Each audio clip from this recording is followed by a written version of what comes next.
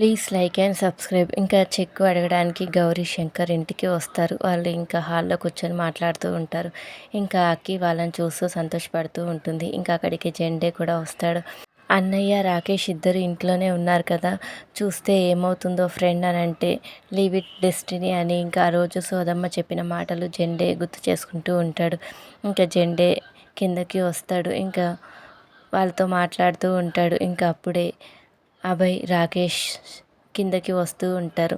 ఇంకా జెండే అభయ్ వీళ్ళే ఇద్దరే గౌరీ శంకర్ అని చెప్తూ ఉంటాడు. ఇంకా గౌరీ శంకర్ అటు తిరిగి ఉంటారు.